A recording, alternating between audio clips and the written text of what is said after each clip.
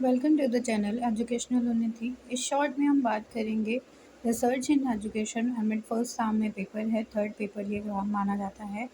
इसमें हम unit third को कवर करेंगे। ये यूनिट पॉपुलेशन सैम्पलिंग से डील करती है। पॉपुलेशन का सेंस अगर हम देखें तो पॉपुलेशन का मतलब हो जाता है किसी स्पेसिफिक ग्रुप की जो कैरेक्टरिस्टिक्स हैं उनको हम पॉपुलेशन में इंक्लूड करते हैं रिसर्च मैथोडोलॉजी के टर्म में।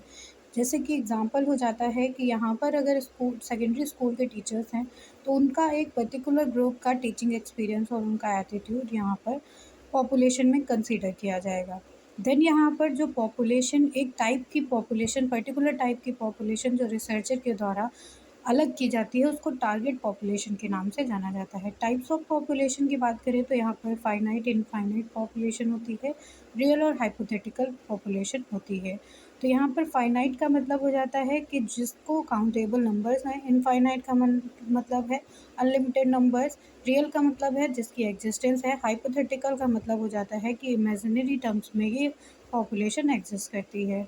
देन यहाँ पर सैम्पल आ जाता है। सैम्पल का मतलब हो जाता है एक स्मॉल प्रोपोर्शन होता है ये जो कि पॉपुलेशन से अलग अलग किया जाता है यहाँ पर ऑब्जर्वेशन और एनालिसिस के लिए किसी भी रिसर्च में। एसेंशियल्स कुछ हो जाते हैं एक आइडल सैम्पल के।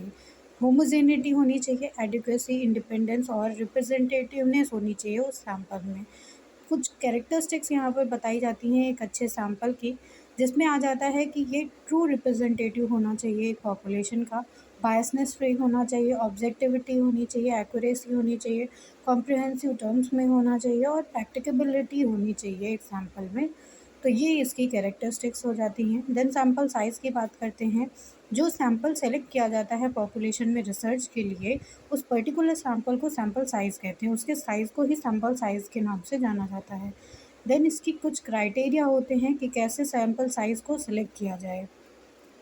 तो सैम्पल साइज़ को सिलेक्ट करने के लिए सैम्पलिंग एरर को देखा जाता है, कॉन्फिडेंस लेवल को देखा जाता है और डिग्री ऑफ वेरिएबिलिटी को देखा जाता है। फिर यहाँ पर डिफरेंस बताया गया पॉपुलेशन और सैम्पल के बीच में, जो कि आपको इजीली यहाँ पर समझ में आ जाता है। पॉपुलेशन एक ह्यूज नंबर होता है, सैम्पल उसी पॉपुलेशन में से जो एक पर्टिकुलर ग्रुप या पर्टिकुलर टारगेट पॉपुलेशन को उठाया जाता है उसे हम सैम्पल कहते हैं। पॉपुलेशन को जो मेज़र करता है उसको पैरामीटर कहते हैं, सैम्पल को जो मेज़र करता है उसको स्टैटिक्स के नाम से जाना जाता है। देन सैम्पल फ्रेम की अगर हम बात करते हैं तो सैम्पल फ्रेम वो फ्रेम हो जाता है जिसमें सोर्स मटेरियल से जो सैम्पल हमने उठाया है उसी को हम सैम्पलिंग फ्रेम के नाम से जानते हैं।